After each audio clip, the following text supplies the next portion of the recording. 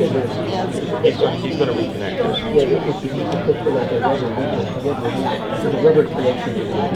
Good morning, everybody. We're going to go ahead and get started while people are still coming in. Happy St. Patrick's Day to everyone. See you in more green. It's okay. So yeah, Jess asked me this morning, what does St. Patrick's remind you of?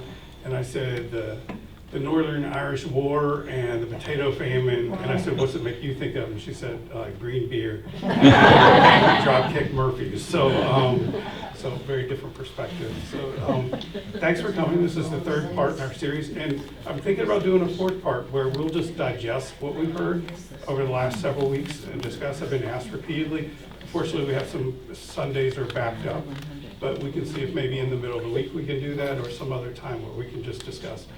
This morning, again, this is a discussion, not a debate, and it's to hear and understand another perspective on Israel and the Gaza war. Our speaker this morning is Moshe Katz. This is either the fourth or fifth time I've had Moshe speak to a group, including once before he was here.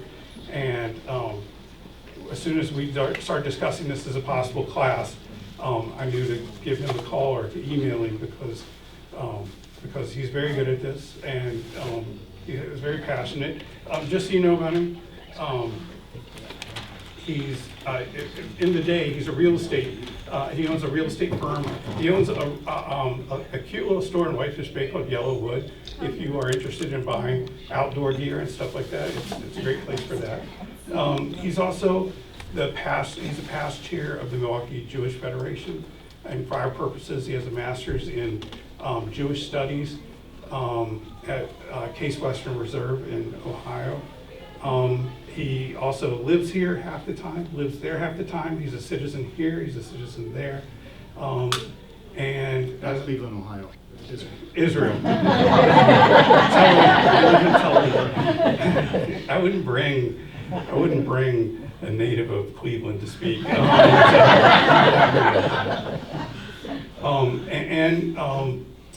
Just so you know, he's done really well, and you can, as I said, we're not interested in debate, but a discussion here. And he's been incredibly gracious in the past.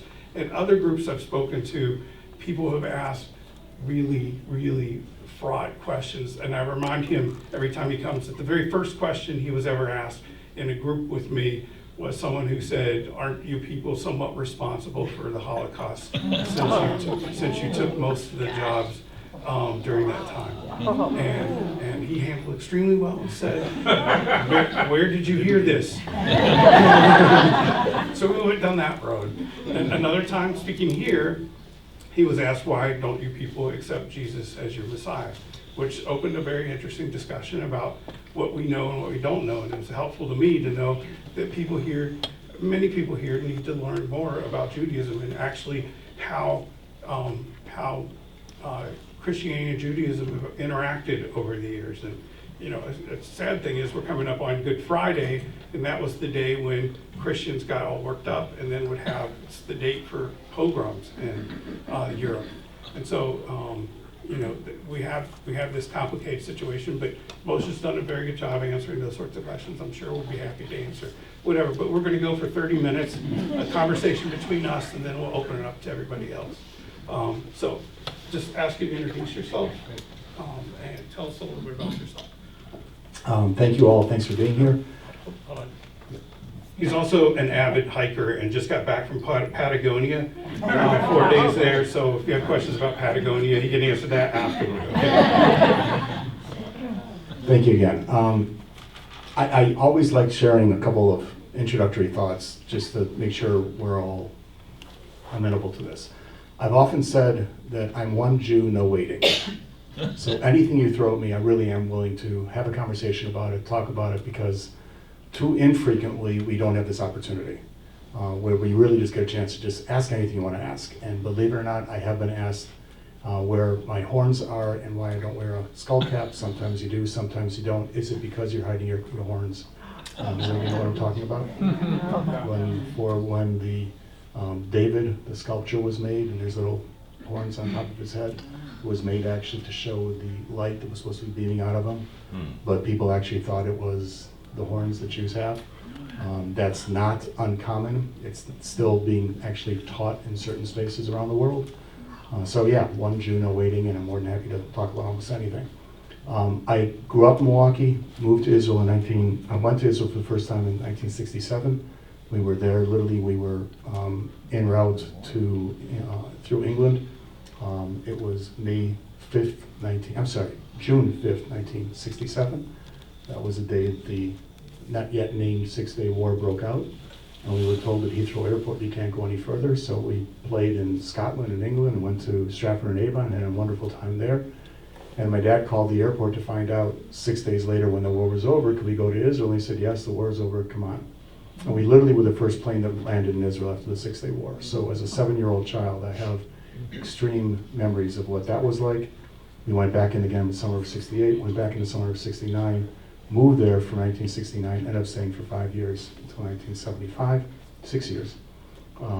I then went back, moved back to the States, went through Nicolay High School, graduated from Nicolay and thought I really want to get back to Israel as soon as possible, but knew myself well enough to know that if I stopped then and went back to Israel, I never would have gotten a college degree, because I would have gotten into the Army, would have done whatever you do that way, and probably would have not looked back.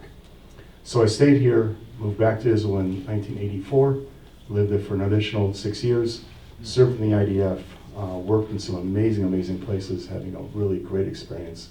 Moved back here in '89, and I still have an apartment in Tel Aviv, and I go back frequently. I was there in November after the horror of October 7th. I went back. I could not stay here any longer, so I went to spend some time there then. I'm literally leaving tomorrow afternoon for Israel again, and I'll be back again in June. So my relationship with Israel is intimate, it's personal, it's knowledgeable. As Dan said, I've got a master's degree in Jewish education. I've spent time in both locations, and I'm here ready and willing to talk about whatever you want to talk about. Let's talk about one of the main issues in this, and that is, do you consider Israel to be a or the homeland for Jewish people? I consider Israel to be the small t. So what I mean by that is that you cannot separate Jews from the land of Israel. Every biblical Jewish holiday is there. I'll give you the easiest one because we live in Wisconsin. There's a holiday called Sukkot. It comes after the New Year and Yom Kippur. It's a holiday sometimes called the Holiday of the Booths. It's where we literally were, it's a holiday that commemorates a time we spent wandering the desert, where we only had temporary shelter on any given evening, and that's what we actually have for these days of Sukkot. Sukkot in Israel is some of the best time to go camping. It's a perfect time to be sitting in a hut with a thatch roof on top so you can see the stars. It's usually sometime in October.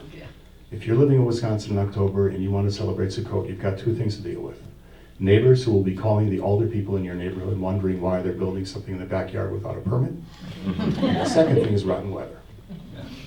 There is basically still no rain during that time in Israel, and it's incredibly mild evenings, which would make sense. Why else would you be putting a hut like that up in order to sleep in it temporarily? But I can say the same exact thing, that if you think about the Jewish people, we went from being a nation of slaves in Egypt to becoming free, to getting our Torah, to arriving into the land of Israel.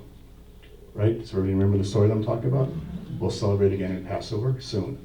You can't talk about the land of Israel and the Jewish people without recognizing we have a multi-thousand-year history in the land. There have been Jews living in the land of Israel from the time of Abraham until today.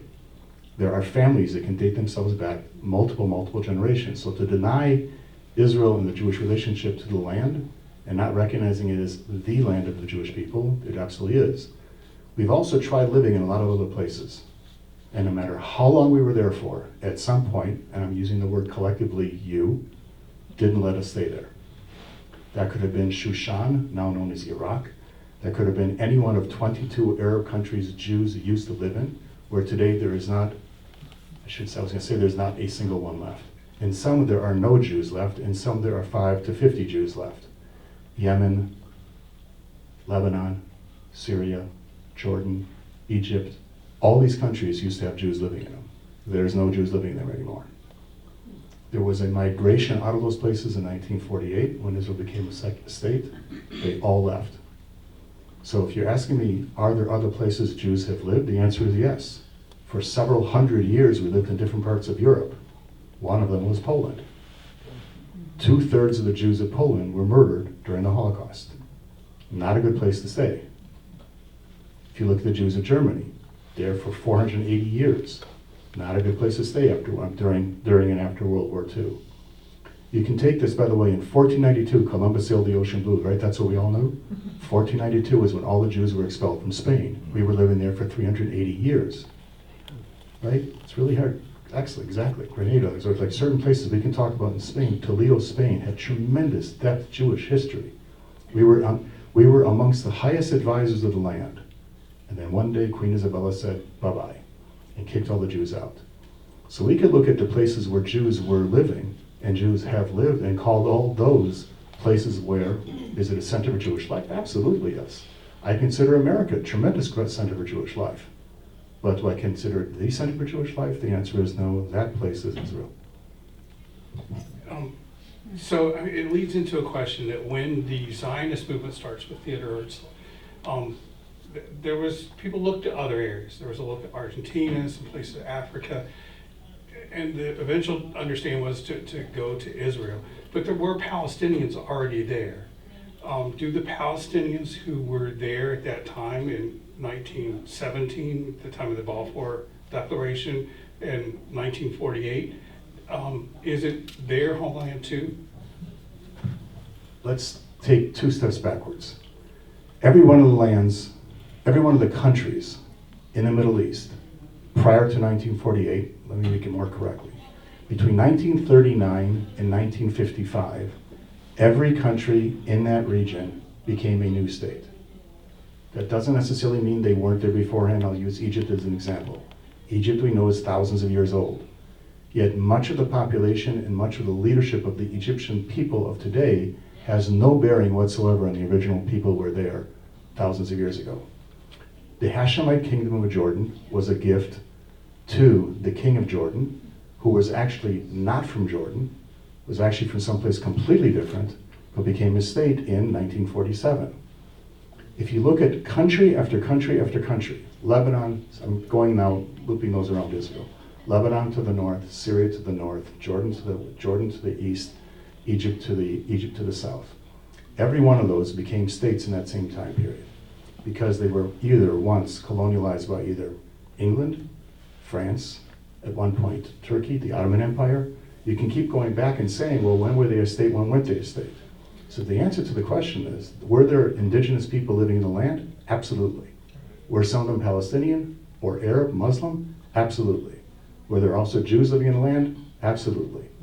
So the answer to the question is, yes, I do believe in the next question, a 2-state solution for those who were in the land in the first place in both sides.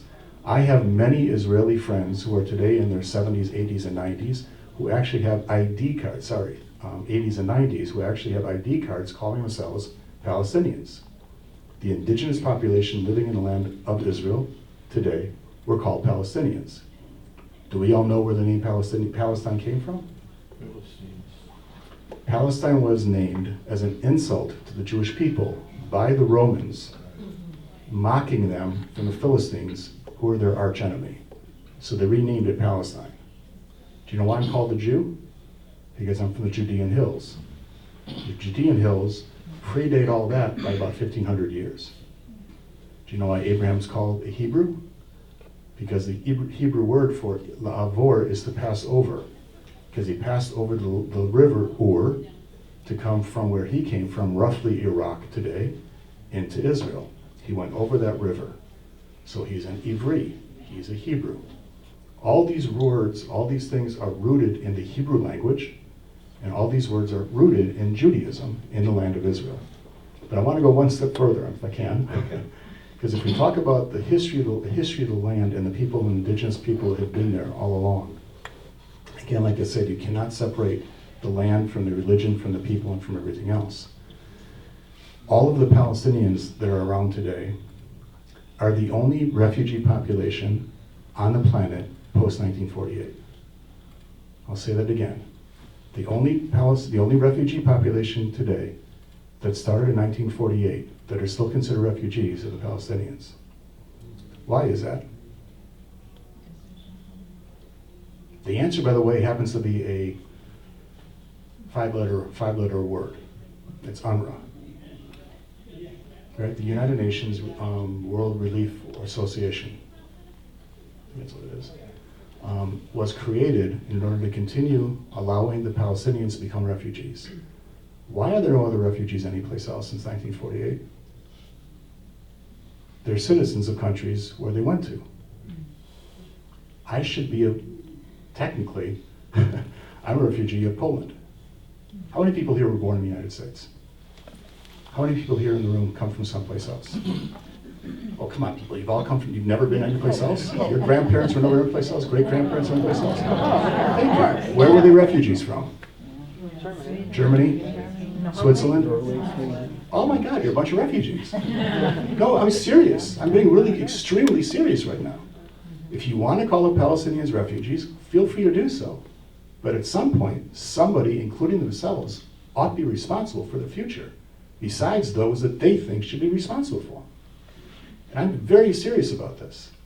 How is it possible that out of the 6 million Jews that were murdered during the Holocaust, all the other ones that survived it, who couldn't go back to where they came from, aren't refugees? And the answer is because they found refuge someplace else, and they became citizens of that land.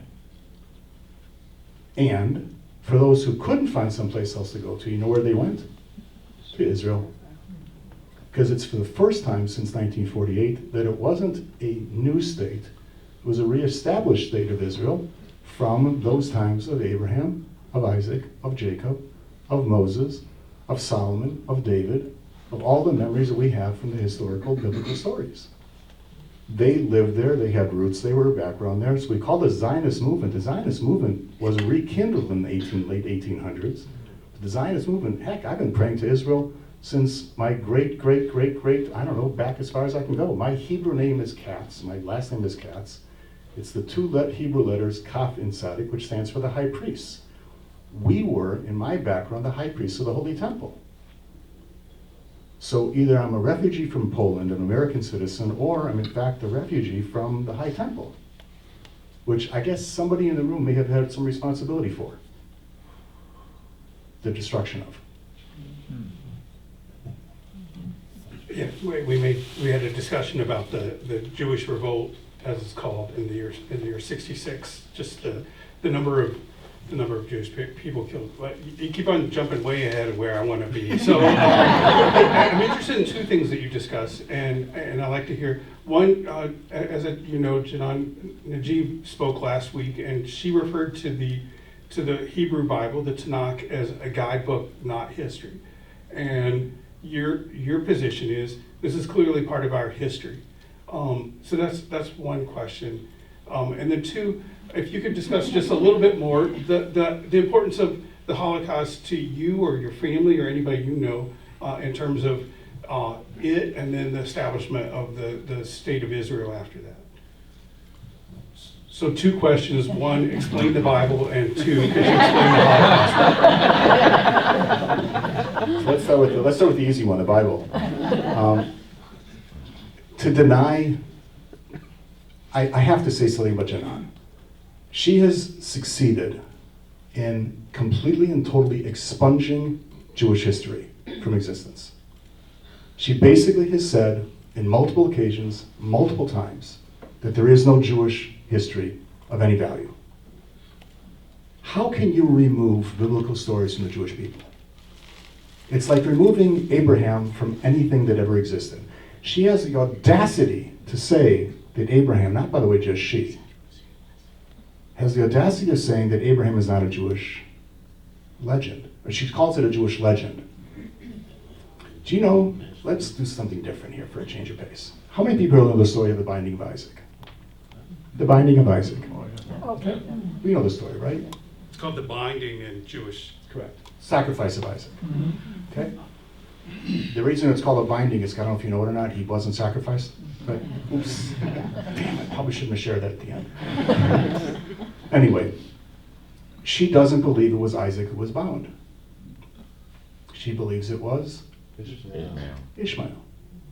You know what that does to the Jewish people? Removes them from the equation. How does it remove them from the equation? Who is Isaac and who does he become? Father of Israel. Thank you. His name literally is changed to what? Israel. If you remove that part of the story, damn it, if you didn't just remove the Jewish people from the equation. So she gets to say it's really not their story because it's just a reference point. It's not their history. I'm sorry, Janan. I am proud to share with you. It is absolutely my history. It's the history that I can go to the land of Israel today, day after day after day, and dig and dig and dig and find more and more evidence of the Jewish people being there for thousands of years. Thousands of years. There's a place you can go to, literally, whether it's in Megiddo or in Jerusalem or in Beersheba. There are infinite places I can take you to, and I'm more than happy to do this with you anytime you want, where I can take you to digs. They're going to find absolute Jewish evidence to being there, including Hebrew language. So please don't tell me it's a reference point. It is our history. It's where we are grounded. It's where our people were born. We became triumphant as a people because we left slavery, became free people. We then got our law, and we got the land to practice that freedom and law in. That is the absolute history of the Jewish people, and to remove that is to deny our existence, and how dare she do that? Because if you're going to ask me the question of how dare she do that, that's the origin of the Holocaust. The denial of the Jewish people is something that's happening today in a much more ugly fashion than happened in the Holocaust. In the Holocaust, they changed us from being humans to being inhuman. They changed us from being people who were functioning in society to those who were the usurious ones in the society. They made you hate us because of what we weren't. She's doing something much more heinous. She's denying our very existence. She's saying we as a people do not exist. The Holocaust was horrible, horrible. The greatest horror that's ever happened to the Jewish people, and we've had plenty. And it was done by using history against us. Does everybody remember the Black Plague? Do you know who was responsible for the Black Plague? Rats. Do you know where we were accused of being responsible for the Black Plague? Jews. You know why Jews didn't die in the same number as those who weren't Jews? Because for every meal that I ate, I'm mandated to wash my hands. And for every meal that I ate, I'm mandated to not eat pigs. Because you know who was eating right next to the pigs? The rats. So when the non-Jewish society was eating the pigs and dying from the plague, they blamed the Jews because the Jews weren't dying in the same number. We kept kosher and we washed our hands because these are commandments by God given to us 4,000 years earlier.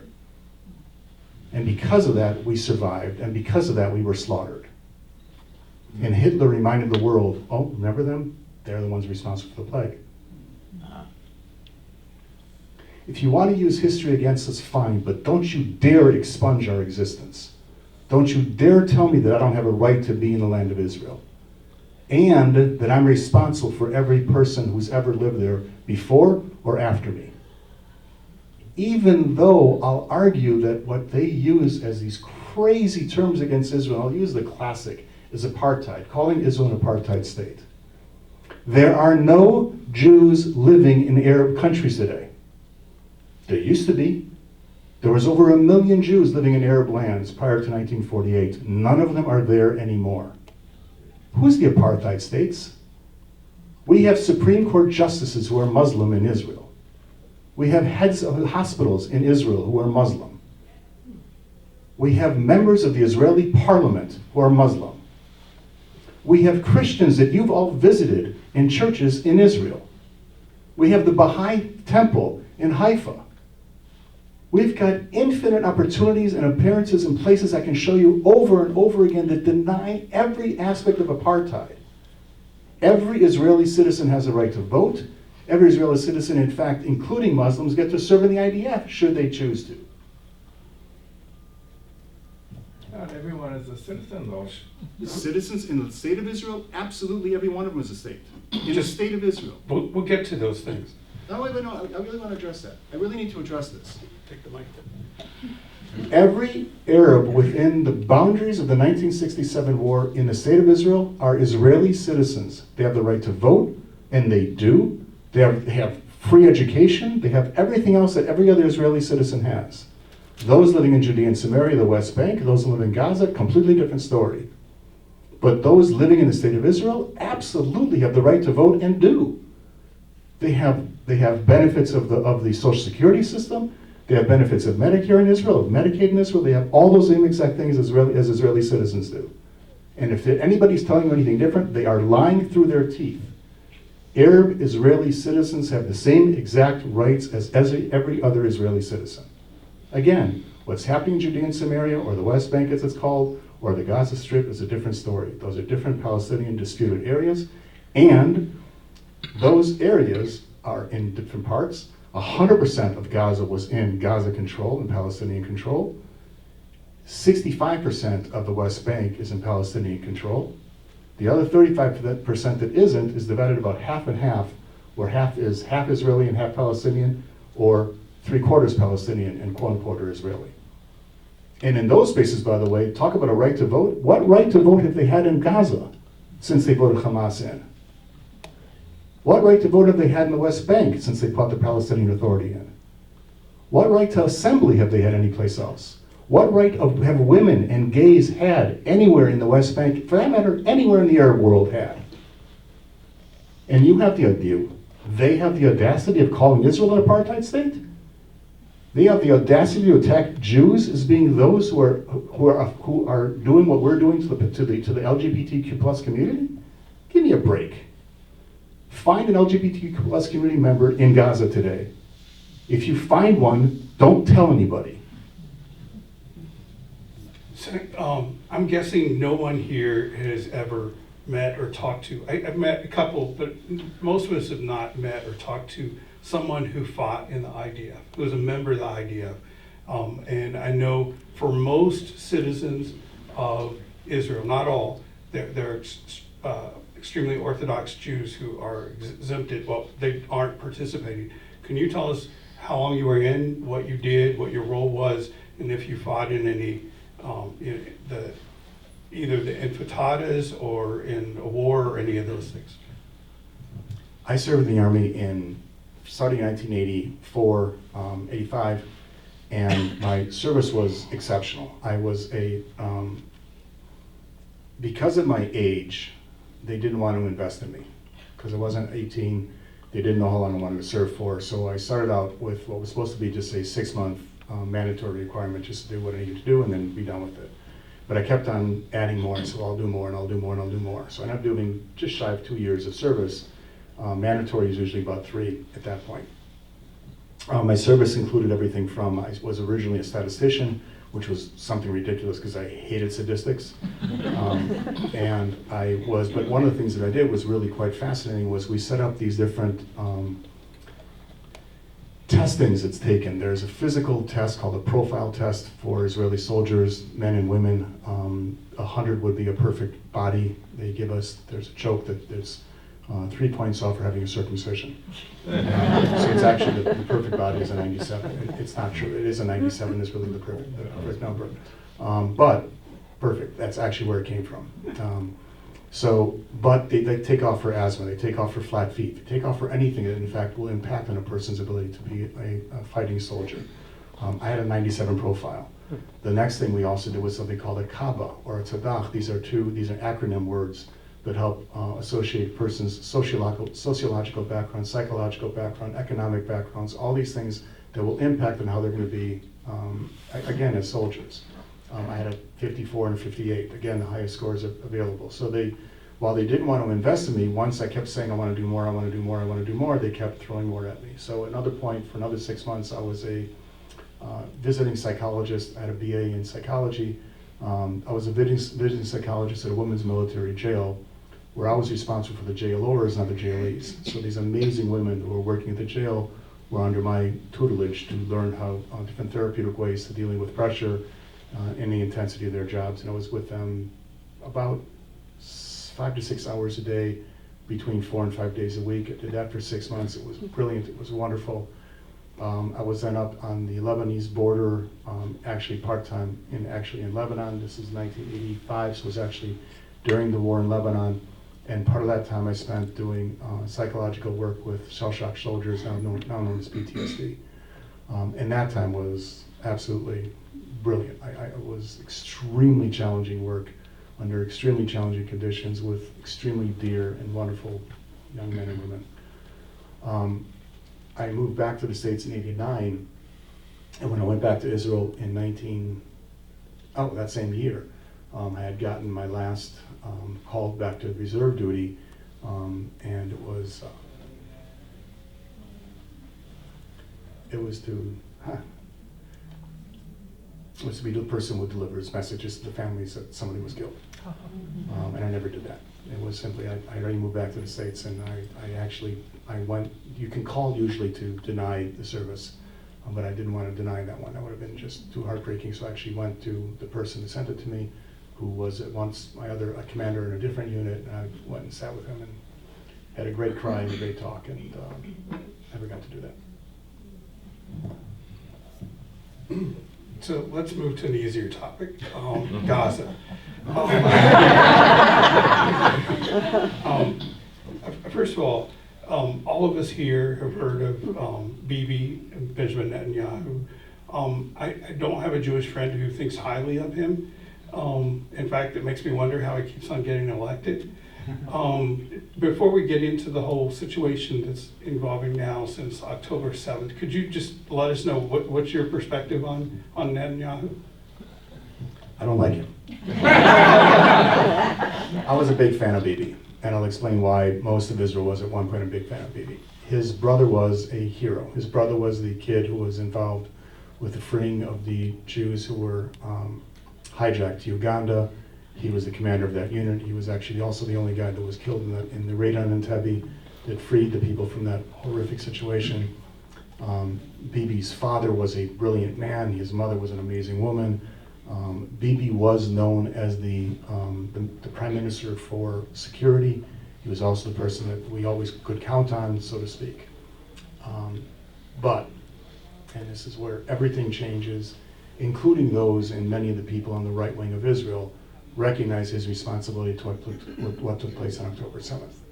The chief of staff of Israel, the head of the Mossad, which is Israel's CIA, the head of the Shabak, which is Israel's FBI, all of the heads of all the different organizations have basically raised their hand and said, we are responsible, and they've all left of their own free will. They've left their positions and said, we're done. This was on our watch, and we have no excuse for this. Is not acceptable.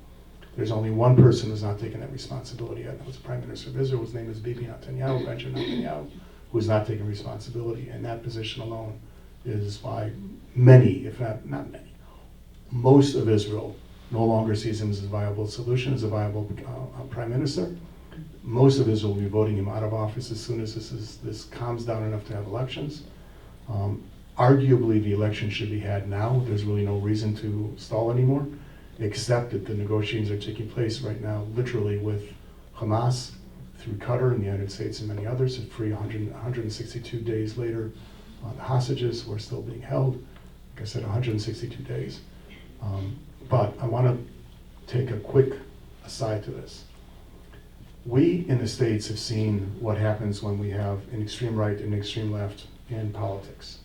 And what happens when you have Obama come in, and I'm not here to judge anybody, I'm just here to say when you have Obama come in, then you understand what happens when we have a verge to the right, and we have a verge to the left, a verge to the right, and a verge to the left.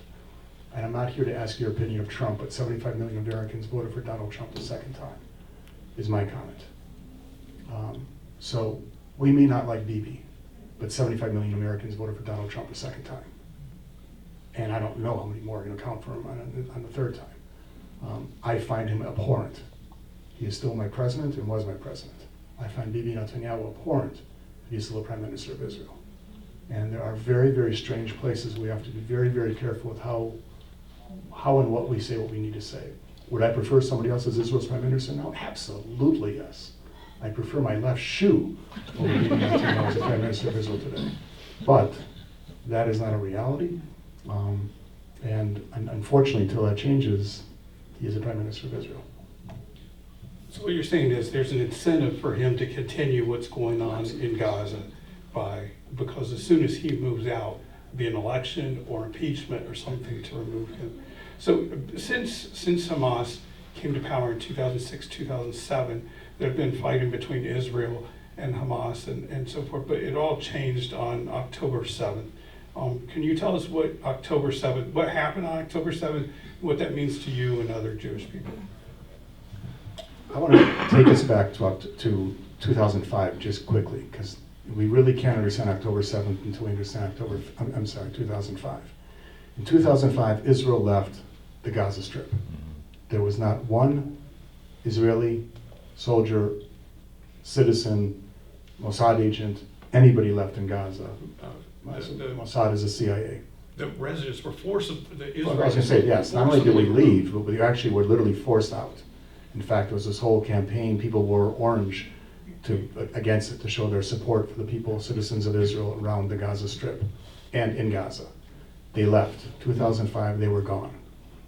And the business that were left behind had net, not gross, net of $10 million a year annually in businesses that were literally left with, in some cases, seedlings, in some cases, vegetables, in some cases, flowers, literally in place for the population of Gaza to actually use to benefit themselves for their immediate future. It was intentionally done. It was part of the negotiations. And the first thing that they did when Israel left those places is they destroyed them all. These are greenhouses. These are, in fact, the largest number, this is such a cool statement because I can't believe it's true. The largest number of tulips shipped from anywhere other than Holland into Europe came from this area. That's a cool thing to think about. Anyway, that's gone. Those greenhouses were destroyed. All the homes that the Israelis left behind were all razed by by Gazans. They wanted no relationship to what was there, which is, by the way, ridiculous because they were perfectly fine homes. They were great greenhouses. They were great factories. There was absolutely no reason to do it, but they wanted no memory of Jews being there. So that's 2005. Now, why is that so important? Because between 2005 and October 6th, 2005 to October 6th, there were, I think, I could be wrong, 8 or 9 ceasefire agreements between 2005 and October 6, 2023.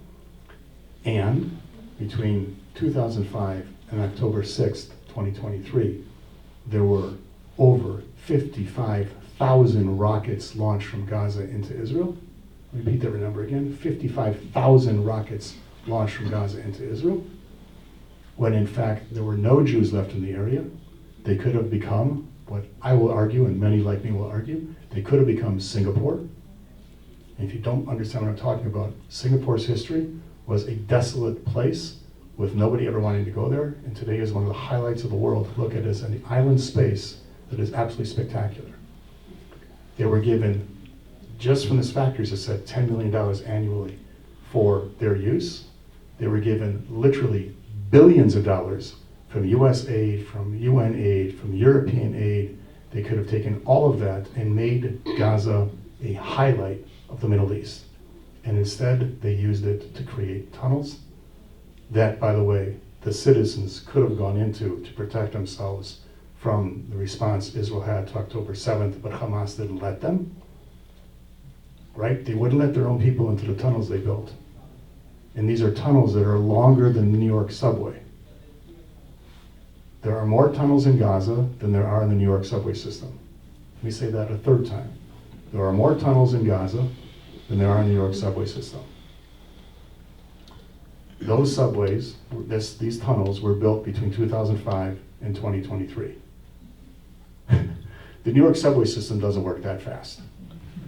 And yet these tunnels were built in that time. And imagine what would have happened had they used those funds for something else. For building schools, for building highways, for building skyways, for building water systems, for building everything else. And instead, Hamas, the very water systems that they were using, that we were sending there, the very pipes that they were using, they literally dug up and then turned them into rocket launchers, or turned into rockets themselves. So what happened October 6th? ceasefire October 6th existed, October 7th comes along, and a massive, multiple thousand people from Gaza, terrorists from Gaza, invade Israel. Until today, it is not yet uncovered how they were able to do so, where the camera systems were, where everything was. Everything failed. Everything failed in Israel. They invaded Israel. They went directly into the immediate neighboring kibbutzim, Be'eri, near Oz, near Am, all these places that are right there, slaughtered people left and right, positioned themselves on highways so that if people came out of the places, they were ready for them.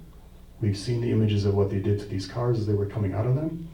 They targeted specifically the Nova dance festival. They literally used air gliders, what do they call those? Hang gliders, using them to come into the area, slaughtering people left and right, including beheading, including multiple rapes of women. Multiple women's pelvises were completely destroyed, multiple times by different people. There's a 47-minute video that you can watch that shows literally item after item after item after item. They use GoPros to document all this. They were all drugged up on a bunch of different things. And how do we know this? Because several of them have since been captured. They shared their story. They tell it actually very proudly, very openly. That was October 7th. The worst single day in Jewish history since the Holocaust. So most of us have seen since October 7th pictures of people in Gaza, children, women who've died as a result of bombings and so forth in Israel. There's a story just this past week with doctors at hospitals saying that they were tortured and humiliated. And just about every story that we see says, and I've actually written some of them, say, 1,200 people died on October 7th, and then since then, Hamas and agencies say more than 30,000 people have died in Gaza. Can you explain to us when you see these stories and you see the news coverage, one, do you consider it accurate? And then two, what is your response to that? How many terrorists have been killed since October 7th until now? Don't know. Shocking, right? How do we not know how many terrorists have died between then and now? We seem to have an extremely accurate number of how many kids have died. Extremely accurate number of how many kids have died. Doesn't that rub you wrong? Isn't there something wrong with having that ability to have that exact number of how many kids have died, but clueless as to how many terrorists have died? To me, it's pretty proof positive the numbers are fictitious. I'm not denying that Gazans have died. I'm not denying that they shouldn't. I believe the worst thing that's ever happened to Gaza isn't Israel. The worst thing that's ever happened to Gaza is Hamas. On October 7th, from October 7th until October 21st, there was no action taking place in Israel in response to Gaza. From the 7th, it was 2 weeks. Israel did nothing. 2 weeks. They were ready to go in, but between Biden and pressure from Europe, Israel did nothing. Nothing. And yet the world stopped remembering what happened on October 7th and started protesting against Israel. The garbage that was happening at Harvard University was already taking place before Israel even stepped foot into Gaza. The hatred spewing at the Jewish people started on October 9th before Israel did anything in Gaza. Now, why am I avoiding the question of how many have died? Thousands have died. Yes, thousands have died. Yes, many of them have been children. Is that good? Absolutely not. It is horrible. You know what that's called? War. 450,000 people were killed for us to get Osama bin Laden. 450,000 people died so we could get Osama bin Laden. And we're not even sure that much of it had anything to do with what took place on 9/11. We do know that the terrorists came out of Gaza. We do know from those who were held hostage, who are now back in Israel, that many of the places where they were being held were average Gazan civilians' homes that were forced to be there by Hamas, who came every day, multiple times a day, to check on them. We do know the very hospitals and the very doctors who are claiming everything they're claiming were also the places where they were hiding. We've got evidence of that. We've got evidence of where the guns were. We've got evidence of where the grenades were. We've got evidence where the rocket launchers were. We've got evidence of everything. And by the way, when I'm saying we, it's not just Israel saying this. The United States has collaborated. The UN has collaborated against us. All of these things, it's all collaborated. It's all there. It's all evidence. And yet the only people who are responsible for those who are dying are Israelis? Come on. Again, if Israel built from 2005 until 2023, Israel has built thousands of bomb shelters in the southern part of Israel in order to protect their kids and family. What would they expect Israel to do after October 7th? Imagine what would happen in the United States if somebody came and launched that kind of attack on us. Imagine what we would have done. Oh, I think he did. It's called 9/11. And I just proved to you that what we did was kill 450,000 people to get Osama bin Laden. How many more did we kill in order to get Saddam Hussein? And yet the world is here to judge only the Jews and only Israel for what's happening in Hamas with Gaza. I'm not denying that thousands have died. I am denying that it's 30,000 and none of them were combatants and none of them were terrorists. One more question, then we'll open it up for anybody, and we can stay as long as you want for One Jew, no waiting. well, you're actually going back to Israel in a couple of days, so don't want you to miss your flight. So listening to last week's presentation and this week's presentation, two people who live in America don't even live in Israel right now, it's hard for us to see the two-state solution being worked out. I mean, it came very close with the Oslo Accords when the two people who really, really hated each other came down, sat down, and started working toward an agreement. But it just sounds hard listening to you two. And I asked her last week after it was over, she said she doesn't support a two-state agreement. She supports a one-state agreement that's a democracy, and whoever has the most votes wins. You said earlier you support a two-state agreement, and most Jewish people I know support a two-state agreement. How do we get from where we are now to having a two-state solution where you have an Israel and then you have an Arab state on the land? You got a week? No, 2 minutes. Okay. Let's do the simplest parts, because there are some simple things that can actually be done. A one-state solution is obscene. It is a ludicrous idea that's simply saying, that's the line they've been using in the protests. From the river to the sea, Palestine will be free. They are denying a Jewish existence in the area. I share with you how they're doing that. We can go on with that for hours. They want no Jewish history in the land. They want no Jews in the land. They want us out completely. And if they want us out completely, that's a one-state solution. And by the way, when she talks about a democracy in the Middle East, can they name one other one besides Israel? I can't. Do we have proof of any opportunity yet in an Arab country of democracy? We did have one for a short time, and it was called the Beacon. You know where it was? Lebanon. No, Egypt didn't. Egypt wasn't. It wasn't, because it always went from one theocracy to another, from one leader to another, who was really despots, every one of them. Lebanon was, for a very short period of time, Lebanon was. In fact, Lebanon used to be nicknamed the democracy of the Middle East, of the Arab world.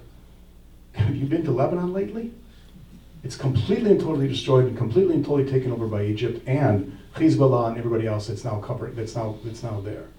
So my first question is, who exactly are we supposed to make peace with? They may not like Bibi. I don't like Bibi. But give me a person I'm supposed to have a conversation with. Any of the leadership of Hamas, who are not even, by the way, living in Gaza. I may not live in Israel anymore. These bastards have the audacity to do what they're doing to Gaza and to attack Israel. And where are they? In hotel rooms in Qatar. They're each worth no less than $3 billion. Each one of the top 4 guys are worth no less than $3 billion. They've never had a job a day in their lives. How are they worth that much money? And the answer is from the taxes and from the levies and from the grants, dollars given to the people of Gaza. They've all gone into their pockets. Billions, and they don't live there. So who exactly are we supposed to negotiate this with? So we talk about having, of course it has to be a two-state solution, because it's not a two-state solution, where are the Jews supposed to go? Somebody jokingly said it to me the other day, and I realized, oh my God, they're really not kidding. Why can't they just move to America? Are you kidding me? What government in the United States is going to allow 6.5 million Jews to move to America? We don't like what's happening on the southern border. Can you imagine what we're going to think about 6.5 million Jews coming here? It wouldn't happen. You didn't allow it, and I'm saying you in this case collectively, you didn't allow it in 1945 when the war was over, you wouldn't let us in. They slaughtered us off there, and you closed the borders here. The story of the SS St. Louis, you wouldn't allow that boat here. It was on the borders of Florida and Cuba. You said, hi, sorry, not on our time. So they went back to be murdered in Auschwitz. You want the solution to the Jewish people? We have one. It's called the State of Israel. One democracy in the Middle East called the State of Israel. 22 Arab countries. Why aren't they taking care of their own? We are. We raise over $7 million a year in the Milwaukee Jewish community, out of which $1.5 million goes to Israel every year for social needs. Not one stitch into politics, not one stitch into the military. All for social needs in Israel. That's spectacular. We've raised $748 million to aid Israel right now as a result of October 7th. We, the Jewish community in America, out of which 65% are not wealthy. The population, the ideas of what we all have for who's responsible for all this, give me a break. Two-state solution or one-state solution? Two-state solution has an opportunity to survive and to actually thrive. How do we know that? Ask the people in Jordan who's got peace with Israel. Ask the people in Egypt who have peace with Israel. Ask the people that just took place in the Abrahamic Accords. They all recognize it's better to have peace with Israel than to be at war with Israel. The same opportunity is literally knocking at the door right now for the Palestinians. Stop giving us a one-state option. Stop attacking us. Stop lobbing rockets at us. The most that Israel ever wanted to be was a small, tiny state, 1/3 the size of the state of Wisconsin, in a hostile neighborhood. Give us a chance. My answer, by the way, is not a one-state solution, not a two-state solution. Leave us alone for a while. Go bother somebody else for a period of time. Go make resolutions of the UN for somebody else for a period of time. Leave us alone for a little bit. And I'm really serious about this. Leave us alone.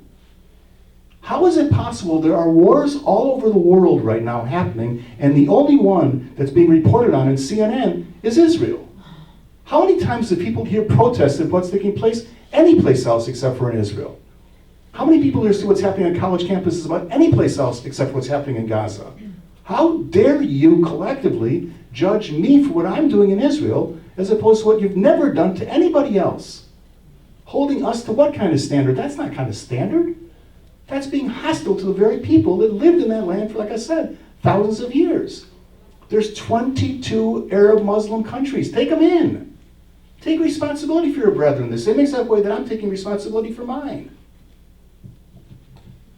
Okay, don't leave him alone. If you have any questions, raise your hand. I'll bring the mic to you. Your comment on the settlements that are in the West Bank area that are claimed land that's being taken over. I realize Jews are coming into the country. There's only so much room, and I wonder if it's just a question of that. Sure, but I want to hear your thoughts. So, the story of the settlements is actually quite interesting.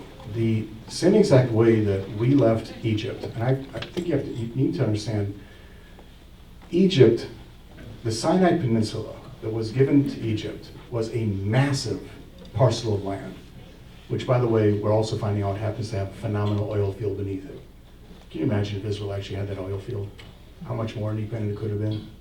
We could have been negotiating with them instead of BP and Mobil for everything else, but it doesn't matter, it's a different story. No fracking.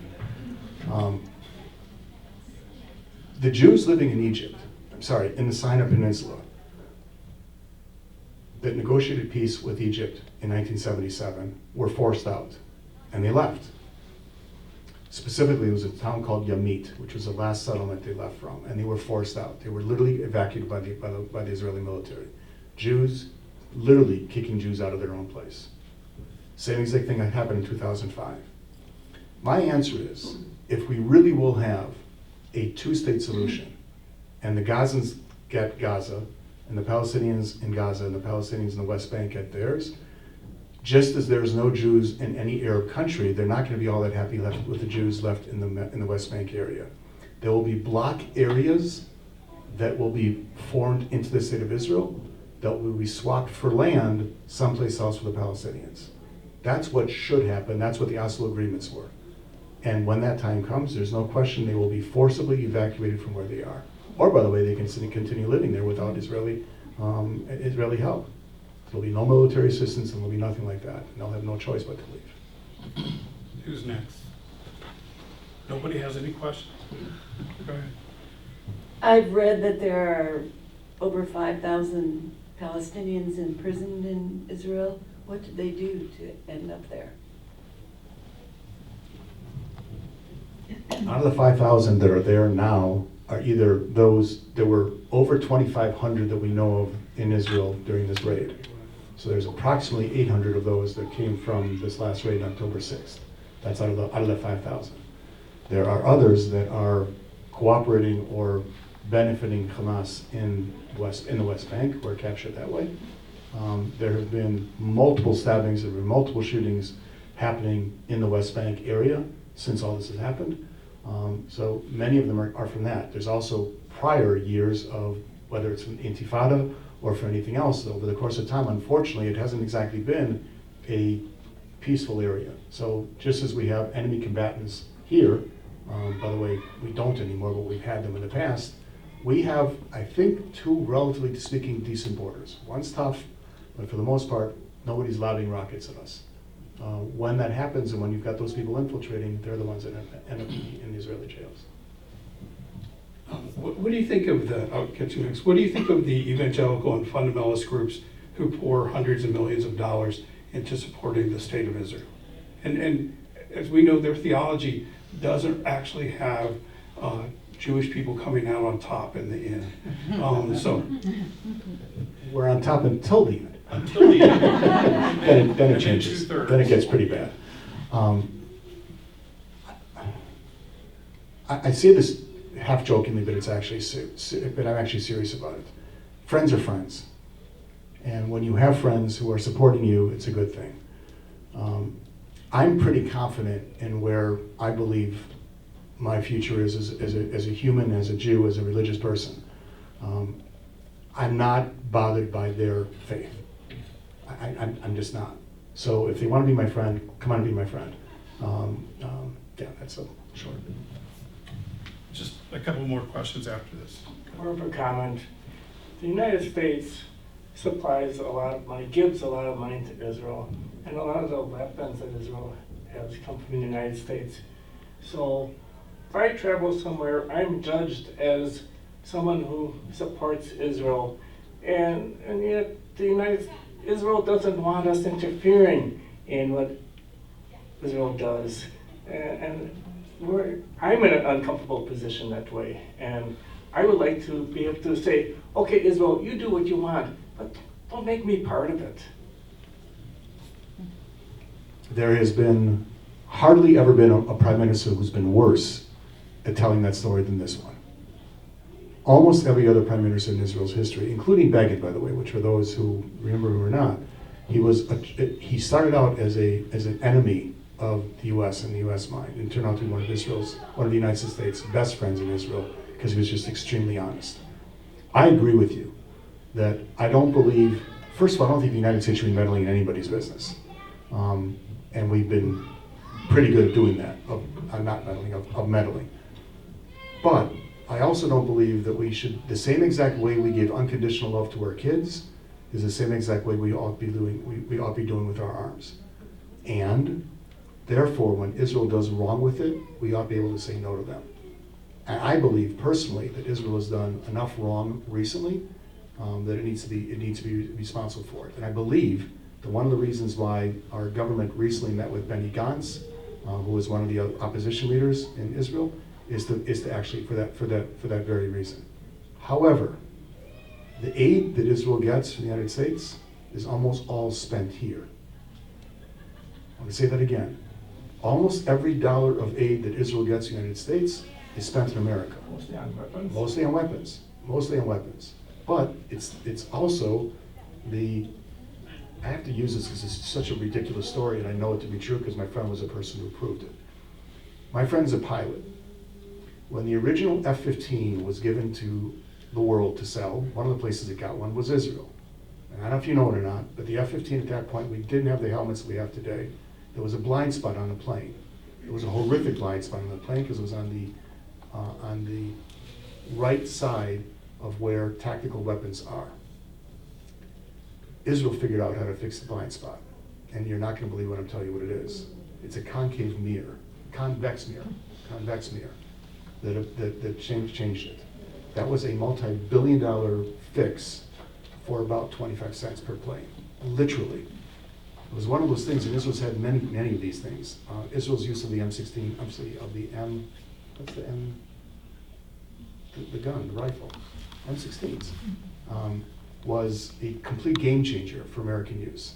So there's certain things, not certain things, there's multiple things like that that have been very beneficial to the United States. But yes, we should all feel a little uncomfortable. I agree. So I think we have to cut it off here. So again, thanks to Moshe for coming and talking to us today. And if you have any more questions, he'll hang around for a bit and answer those questions. And as I said, I know a bunch of you have been asking me, can we have a meeting where we can discuss these things amongst ourselves? So I got to talk to Sue and other people to see if we can get that done. And I know a number of you have asked me to give you the outline that I gave you in the first week of the 12 most important events in the history of Israel. I'll try to bring that sometime. And so if you have, as I said, additional questions about Israel, America, or Patagonia, Moshe is here to answer these things. So thanks for coming.